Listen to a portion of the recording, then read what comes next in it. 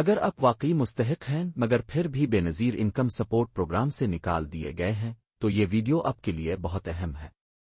یہ جاننا آپ کا حق ہے کہ حکومت نے پالیسی کیوں بدلی اور کن لوگوں کو مکمل طور پر اس پروگرام سے خارج کر دیا گیا ہے۔ لیکن اگر آپ ویڈیو کو مکمل دیکھے بغیر چھوڑ گئے تو ممکن ہے آپ ان اہم معلومات سے محروم ہو جائیں جو آپ کو دوبارہ اس پروگرام میں شامل کروا سکتی ہیں یا کم از کم آپ کو حقیقت سے آگاہ کر سکتی ہے۔ دوستو، اگر آپ چاہتے ہیں کہ ہم اب تک سچ، حقیقت اور باعتماد خبریں پہنچاتے رہیں تو برائے مہربانی ہمارے چینل کو سبسکرائب کر لیجئے تاکہ آئندہ کوئی بھی اپڈیٹ اب سے چھوٹ نہ جائے۔ اب آئیے اصل بات کرتے ہیں۔ حکومت نے بے نظیر انکم سپورٹ پروگرام کا نیا فارمولہ جاری کر دیا ہے جس کے تحت صرف وہی افراد اس سے فائدہ اٹھا سکیں گے جن کا غربت اسکور 32 سے کم ہے اور وہ کسی اور سرکاری اسکیم سے فائدہ نہیں اٹھا رہے۔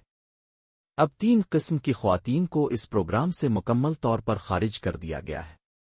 پہلی قسم ایسی خواتین ان کے شوہر جو سرکاری ملازم ہیں اور جن کی تنخواہ 30,000 روپے اس سے زائد ہے، اب وہ اس پروگرام کے اہل نہیں۔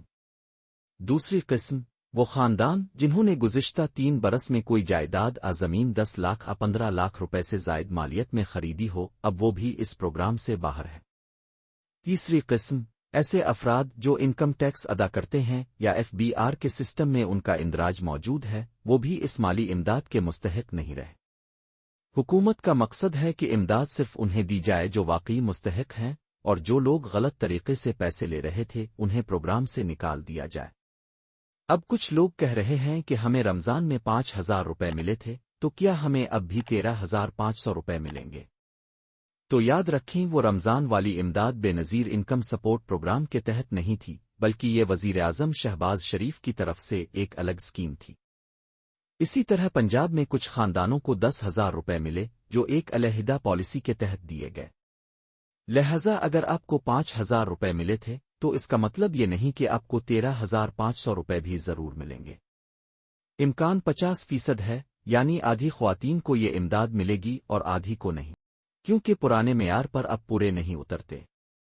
اب جو خواتین واقعی مستحق ہیں جن کا غربت اسکور 32 سے کم ہے انہیں یہ رقم باقاعدگی سے ملے گی اور یہ سلسلہ 2025 کے وسط سے لے کر 2027 تک جاری رہے گا۔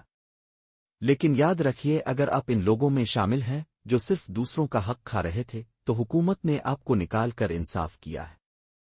اس لیے اگر آپ واقعی مستحق نہیں تو اس امداد سے دستبردار ہو جائیں، کیونکہ یہ ان لوگوں کا حق ہے جن پر زکوٰۃ واجب ہے، جن کے پاس کھانے کو بھی کچھ نہیں۔